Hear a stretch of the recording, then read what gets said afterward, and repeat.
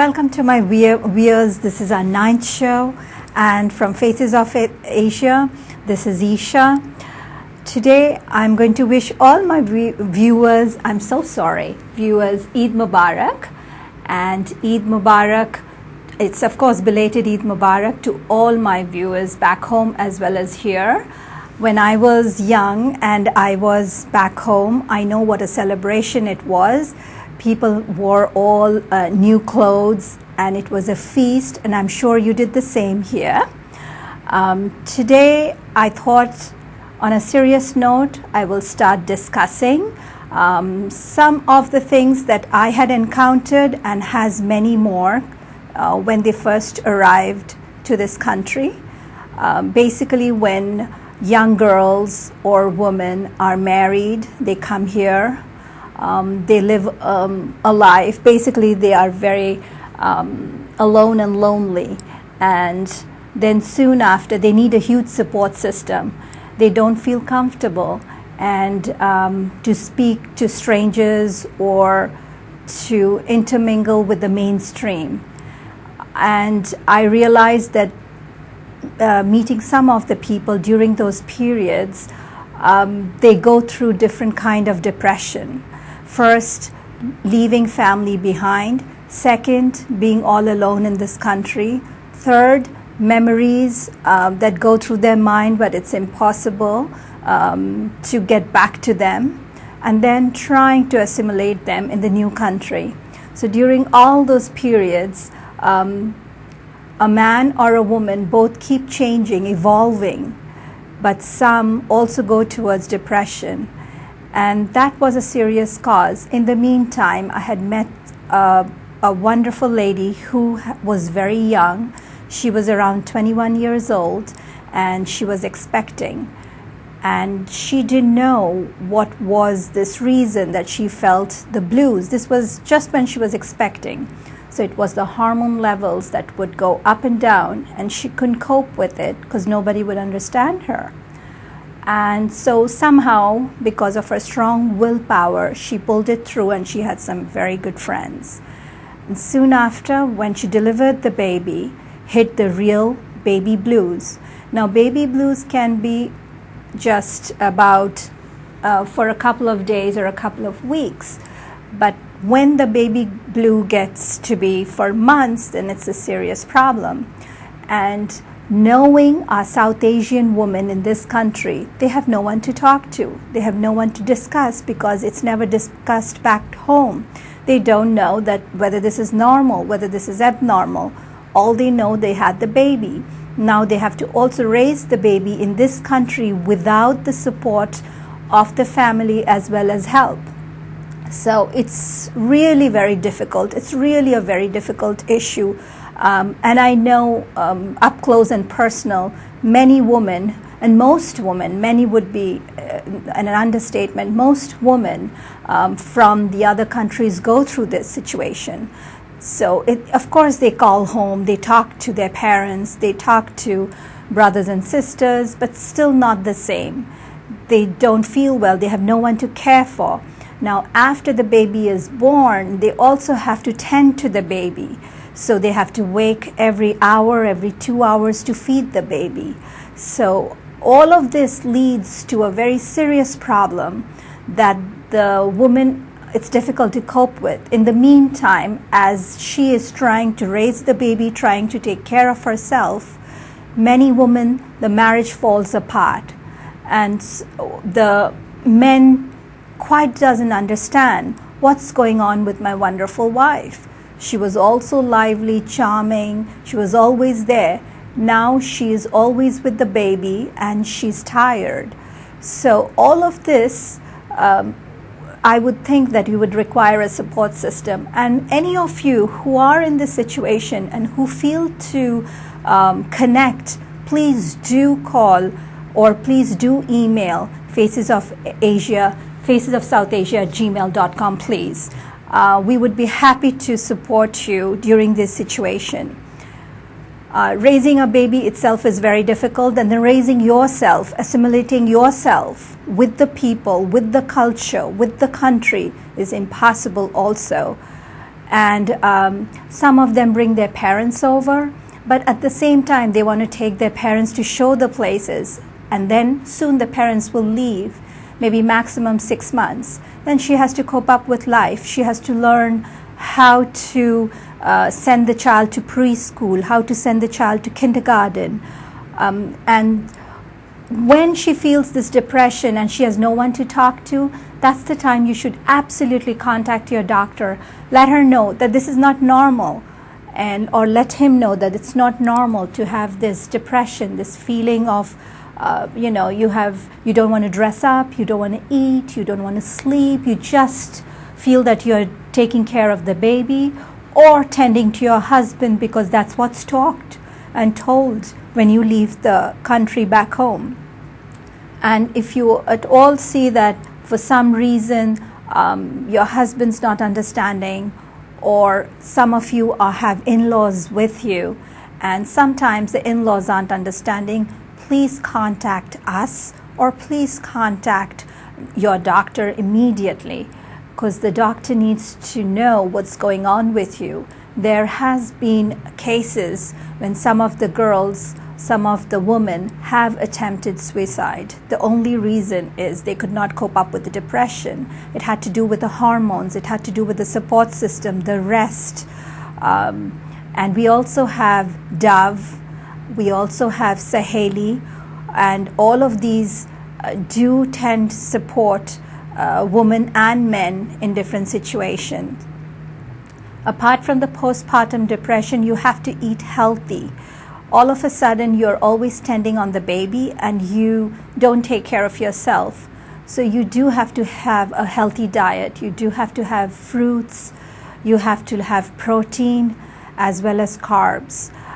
You just cannot eat anything and just go on hoping that the next day or the next month or the next year you're going to have a little more time and you can take care of yourself, because trust me, you never have time, because when the child grows you have more responsibilities in different ways. Maybe you don't have to wake up every hour, but there's lots and lots of responsibilities in different ways. As the child keeps growing, so you keep learning, and you never have time for yourself. So from day one or from the day you're expecting, you have to make time for yourself. You have to take out a little bit of time where you can tend to yourself, maybe your looks, maybe your hair, maybe your clothes, maybe your makeup, maybe a book to read or a movie to go to, or even for a walk. But you have to. That's not the time to call home, or that's not the time to call your friends, or that's not the time to be with your husband. That's your time. And because back home you have a lot of support system, it's a different life, you don't need to take so much time for yourself, because you go out with your friends, you have someone watching your child, you have help around, you have family around. Here you have to care for yourself. So your time is important, because that's the time you can think of what you can do or what you want to do. Because many times you have a career and you have got pregnant. You have to give up your career for the time being and tend to the child. That itself is a struggle. So not only are you struggling giving up a career, you're struggling, how do I get back to the career? I do not know how to raise the child. I have no help. So all of this together, it just doesn't work for you in the long run. So my suggestion to all my sisters, to all my friends of South Asian origin, as well as all origins, do take time out for yourself. From the day you know that, oh, I'm expecting, now I have another, soul coming into our lives. And of course, you're going to do everything that you did with your partner, but now you're also going to do things for yourself. And as you make a habit of taking out that maybe an hour or maybe 2 hours, that habit's going to take you a long way. Because as the child grows, you have to pick him or her from school, drop him or her at school. You have to feed the child, you have to do homework with the child, you have extracurricular activities with the child. All of this will be including what is going on in your life. But you have made it a habit already to take off an hour or two just for you. That's not the time that you go with your husband. That's a separate time that you go with your husband to meet or entertain or go for a movie. But this is a time maybe you just go and do facial. Most of our South Asian women, I have noticed over the years, come here on job with their husbands or working themselves and do not like to spend on themselves, or do not, they just go on with minimal what is required. That is absolutely wrong, because you never know. Tomorrow, I do not know what's going to happen, but if you take off a little bit of your time, maybe go for a facial, or maybe go for a massage, or maybe just go and buy a wonderful shirt. Just go down to the store other than Walmart. Of course, you can go to Walmart and get all other, stuff that you buy. But sometimes it's nice to go by yourself, make your choices. Most of the time, I look at the malls and I see that our women, South Asian women of our origin, is always with their husbands, and they are buying clothes, they are buying their personal necessities, but they're asking their husbands, does this look good? Is it great? Which is wonderful. But at the same time, where is the identity? I do suggest that maybe buy one shirt that you would like to buy at whatever cost that may be and however it may look. But that is something, that's the choice you made, and you will notice as years go by, that is going to be of so much help to bring confidence. That way you will know that, that's the shirt I chose. That's the shirt looks good on me. That's the dress I think I should wear. And this is what is my taste. It's my choice. It's my liking. This is something we are never taught back home. It's either the mother who says, oh, your suit looks beautiful, or oh, your sari looks gorgeous, or the husband, oh, you look very nice in this sari, I got you this sari. That's wonderful, and that's so nice of him to do so. But also, you have your identity. So you too need to, it doesn't matter. It doesn't matter how old you are, or what you're earning, or even if you're not earning. But one shirt or one dress that you will buy by yourself, with your choice, with your taste, will raise your confidence level in the long run. So not only are you taking an hour or 2 hours in a week for yourself, maybe this week you just want to go and buy that one shirt. The next week you may just want to go to a movie. And the following week you may buy a shoe. And the next week you may decide to do your waxing in a parlor or do a nail. But you see, all these excuses are basically raising your confidence level and your identity. You exist. It's not, you are not a wife, you're not a daughter, you're not a mother, you're yourself. You're all of those, and you have to be all of those, and you should be all of those. But at the same time, you are you. And what are you doing for yourself? The book you're reading is not because a family member asked you to read, it's because you wanted to read. Maybe you have a side that nobody knows and you want to explore that side. You have every right to read the adventure, to know what's going on, to raise that level in you. So it's all about confidence. And once you start doing all of that, you will see, even without medication, unless it's very serious, you can control and you can take care of depression. Because depression hits not only on postpartum, but at all different levels. As soon as you climb down that plane, you suddenly realize, oh, I'm in another world.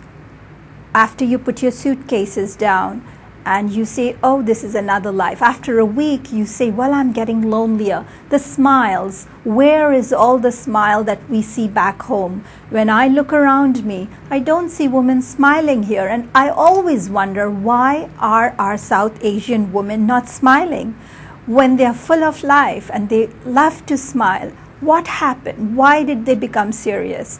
Many times I think they wonder what people are thinking about them, or what they are thinking about the people, or how do they smile, or do they smile, or how to smile. All of these questions, or if they smile, will someone smile back? And all of these questions together, then they slowly go and depend on their only man of their life, which is wonderful, which every woman and every man should do. But then they slowly lose their confidence, and slowly the depression hits them.